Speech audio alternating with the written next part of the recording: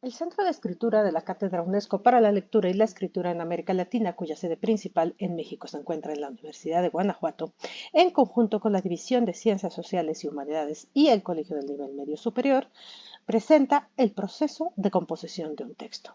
Mi nombre es Cristina Romo y les doy la bienvenida a esta pequeña clase. Antes de iniciar, pongo a su consideración esta pregunta. ¿Los jóvenes escriben cada vez peor? Al respecto, los invito a leer un reportaje de RTVE, cuyo link pueden hallar en los materiales del seminario.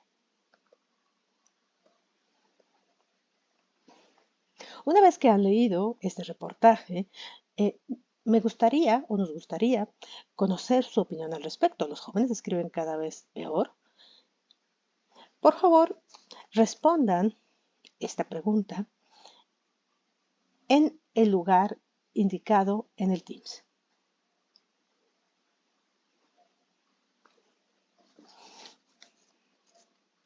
Una vez que han hecho este ejercicio, los invito a escuchar un poco lo que dice al respecto la didáctica de la escritura.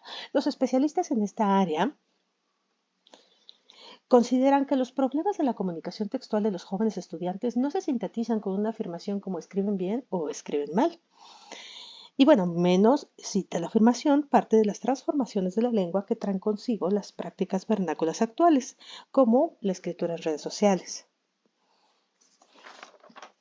Para quienes han estudiado estos problemas pedagógicos, el verdadero problema de la comunicación escrita de los jóvenes estudiantes suele hallarse en la falta de experiencia en la producción de aquellos tipos de texto que les exigen el dominio de la escritura.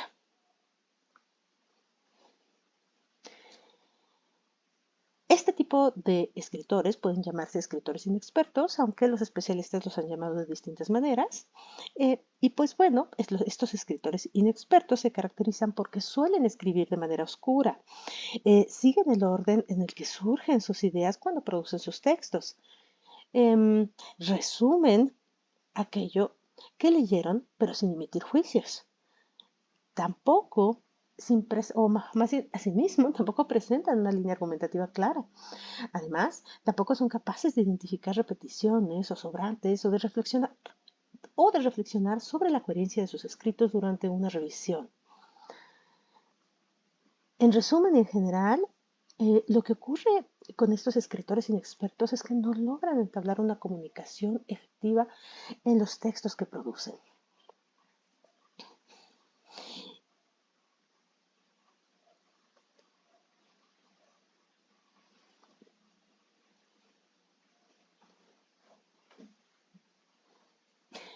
¿Pero a qué se deben estos desperfectos? Según Marlene Scardamalia y Kat Bereiter, al escribir, los estudiantes parten de la identificación del tema y del género, para luego recordar sus conocimientos al respecto, poner en acción su memoria y redactar lo que ésta les dicta. Llegaron a esta conclusión haciendo estudios de cuál era el proceso que seguían los estudiantes más jóvenes al momento de hacer una tarea en la que tenían que producir un texto. A este proceso de escritura novata, los autores citados le dieron el nombre de decir el conocimiento. Como se puede ver, los efectos de este tipo de escritura inexperta pues no se deben a la ausencia total de una sistematización, porque sí la hay, aunque incipiente y pequeña, sino a la falta de un adecuado protocolo al momento de planear y producir un texto.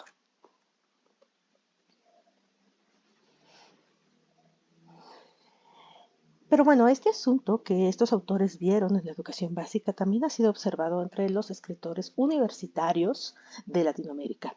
Este trabajo lo hizo Paula Carlino en 2004. Según ella, eh,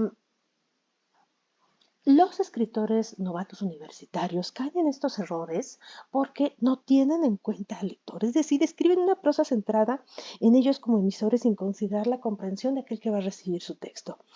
Asimismo, desaprovechan el potencial epistémico de la escritura, y esto sucede porque no se dan el tiempo para planear sus textos con más, con más orden. Además de eso, es común que revisen sus textos superficialmente, es decir, se concentran solamente en en la corrección de ortografía y puntuación esencialmente y no observan el mensaje que está transmitiendo su texto y si logra hacerlo o no logra hacerlo. Y finalmente, es muy común que suelen retrasar el momento de la escritura y bueno, esto pudiera deberse al hecho de que no consideran que el proceso de escritura requiere un tiempo, pero además también a veces tiene que ver con asuntos de ansiedad respecto a aquello que tienen que vaciar en el texto. Em, en cualquier caso, estas son las razones que encontró Carlina del por qué los escritores novatos universitarios caen en esta generación de decir el conocimiento eh, en la universidad. Ay, pero bueno, em, ¿por qué la generación de un mensaje escrito formal supone un tiempo de elaboración más amplio que la de uno oral? Bueno, digo ahora formal porque precisamente quiero diferenciarlo de las escrituras vernáculas como las redes sociales que no exigen este tiempo de elaboración. Bueno, la respuesta a esta pregunta puede hallarse en las peculiaridades de la escritura. Un- la fijación del mensaje por escrito favorece la comunicación a distancia. Esto es algo que podemos observar en el esquema que tenemos en la pantalla.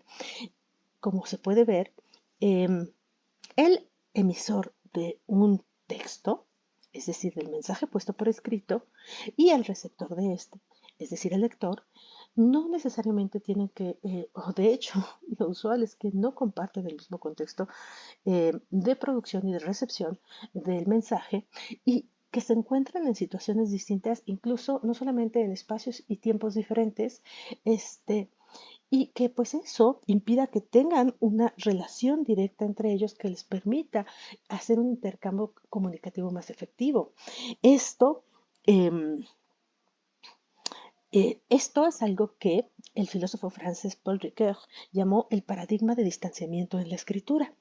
Este paradigma implica que aquel que escribe que, debe tener en cuenta al lector en todo momento, pues el mensaje deberá cifrarse de modo que sea comprendido en ausencia del autor. Y esto pues también explica por qué la escritura suele ser más ordenada, jerarquizada, compleja, em, rica, léxicamente hablando, etcétera, ¿no? Tiene unas necesidades comunicativas mucho más complejas que la comunicación oral. Y bueno, esto se debe a que a su vez el receptor deberá interpretar aquello que lee, aunque su contexto sea completamente distinto en espacio y tiempo que el del escritor, para poder extraer el mensaje que le ha sido transmitido lo más fielmente posible.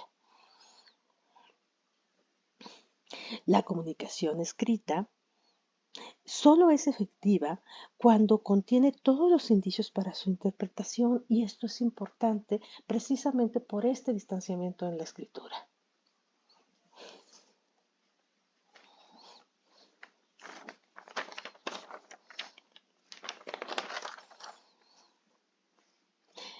Los escritores que tienen más experiencia en la producción de textos formales o de textos que exigen mayor una mejor organización, em, parecen estar conscientes de que el distanciamiento de la comunicación escrita les exige generar mensajes más elaborados que los orales.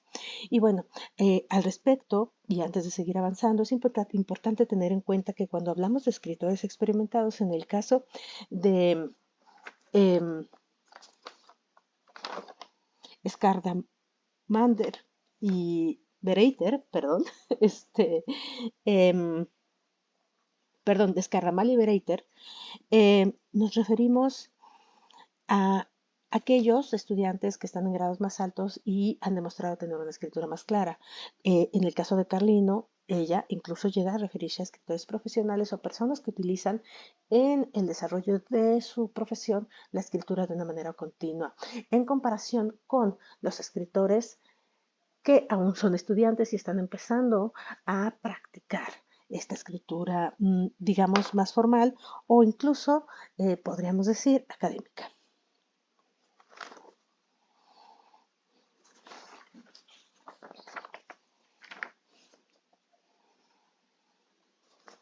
Ahora, ¿qué es lo que hacen diferentes los escritores experimentados? Bueno, ellos no solo identifican el contenido y el género que deberán desarrollar,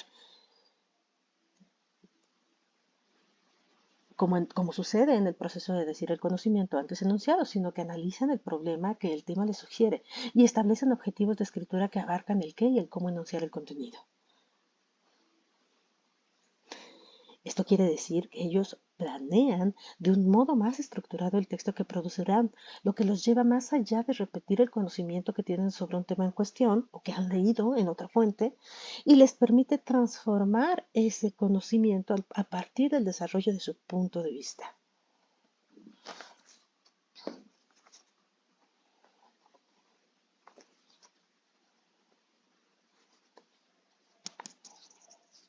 Sumado a lo anterior y desde la perspectiva de Paula Carlino, los escritores experimentados consideran las situaciones semántica y retórica desde las que escriben, es decir, lo que quieren lograr decir y cómo decirlo con su texto. Además, estos también ajustan lo que saben y su forma de expresarlo a lo que requiere su lector ideal. Asimismo, ven la etapa de revisión como parte del proceso de escritura y no solo como una corrección superficial. Lo que quiere decir que en esta etapa atienden deficiencias tanto de forma como de contenido en aras de pulir su escrito hasta que éste logre transmitir lo que ellos se proponen. Asimismo, los escritores expertos, y según lo que considera Paula Carlino, saben que la producción de un texto supone tiempo y no dejan la redacción hasta el último momento. En resumen, y con ayuda de las palabras de Daniel Cassani, podemos decir que los escritores expertos utilizan los subprocesos de la escritura para desarrollar el escrito. Buscan, organizan y desarrollan ideas, redactan, evalúan y revisan la prosa. Saben adaptarse a circunstancias variadas y tienen más conciencia del lector. En cambio, los aprendices se limitan a capturar el flujo de pensamiento y a rellenar hojas sin leer ni revisar nada. Esto quiere decir que la diferencia entre aquellos que escriben con habilidad y quienes lo hacen con dificultad consiste en que los primeros buscan, organizan sus ideas, las redactan y las revisan, además de que no pierden de vista a su lector. Mientras que los segundos solo escriben lo que les viene a la mente y no lo revisan adecuadamente. Lo anterior explica por qué distintos especialistas, así como manuales de escritura, insisten en que un escrito debe producirse dentro de un proceso de composición en el que hay una etapa de planeación, una redacción y otra de revisión del texto. Desde el punto de vista de Scarnamalia y Breiter, ofrecer a los estudiantes esquemas que les permitan planear sus escritos con mayor sistematización puede favorecer la producción de textos cuyo orden expositivo se relacione con los objetivos a alcanzar, lo que también facilitará la puesta en juego de sus propias ideas, para que sean capaces de superar el solo decir el conocimiento. Asimismo, para Paula Carlino, la revisión de los borradores de un escrito debe poner en cuestionamiento la organización, las ideas, el fondo y la forma, no solamente cuidar la ortografía y la puntuación.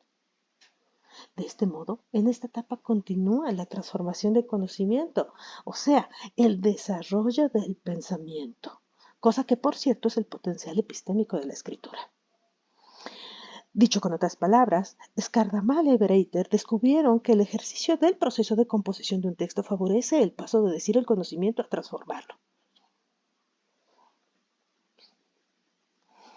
Y es que componer un texto en lugar de solo decir el conocimiento favorece la escritura clara y la comunicación efectiva, como dijimos previamente, sí, pero además de eso favorece el desarrollo del pensamiento y la producción de conocimiento. Por lo tanto, eh, bueno, por lo tanto, esto también puede favorecer el desarrollo de las habilidades cognitivas de nuestros estudiantes y el desarrollo del pensamiento crítico. Además, bueno, es importante, o más bien sumado a esto, es importante que cuando acompañemos los procesos de escritura de nuestros estudiantes, fomentemos que planeen, que redacten y que revisen sus escritos.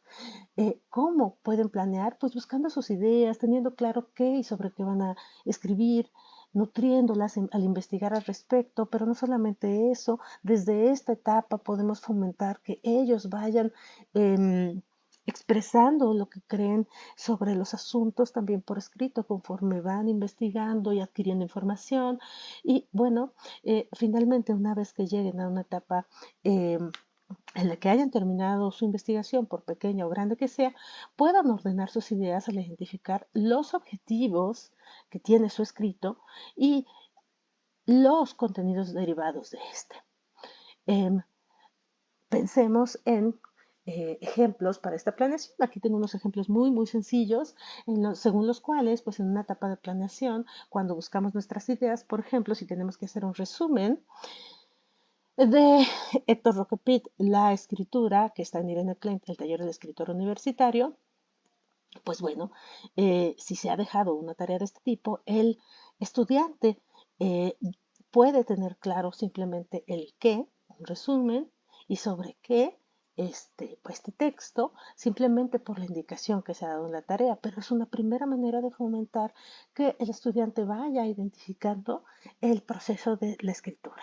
Hasta aquí, si solamente nos quedáramos en eso, pues tendremos un proceso semejante al de decir el conocimiento. Sin embargo, aquí en este caso es importante no solamente la lectura del texto, claro que es la manera en la que se va a conseguir la información al respecto para poder hacer un resumen, sino que además que el estudiante pueda identificar ya propiamente la macroestructura de ese texto, es decir, las ideas principales, y poder a partir de ello generar un esquema provisional de contenidos que podría darle como resultado un resumen. En este caso estamos hablando de una cosa muy sencilla, pero que puede ya después, de a partir de ese proceso, permitirle al estudiante incluso empezar a pensar o a proponer pequeñas ideas que él tenga sobre este tema de la escritura, ¿no? Va a ser un pequeño resumen general y empezar a dejar fluir sus ideas al respecto. Obviamente, bueno, además de eso, cuando se hace el resumen como tal en un primer borrador, pues estamos en una etapa de redacción que es en la que nosotros menos podemos participar y decidir porque esa sí es una parte individual del proceso de escritura. Y finalmente pues llega la etapa de la revisión, que puede además, como sabemos nosotros, no ser una etapa no ser un momento único. Puede un texto tener múltiples revisiones según las necesidades y las observaciones, así como los conocimientos y las exigencias del propio autor.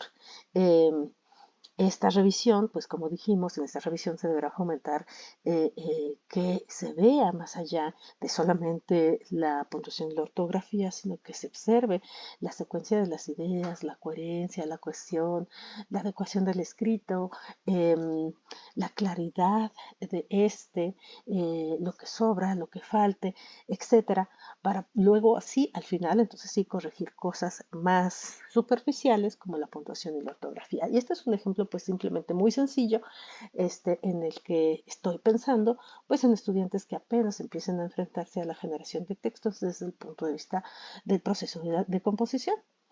Y bueno, pues con esto terminamos simple y sencillamente eh,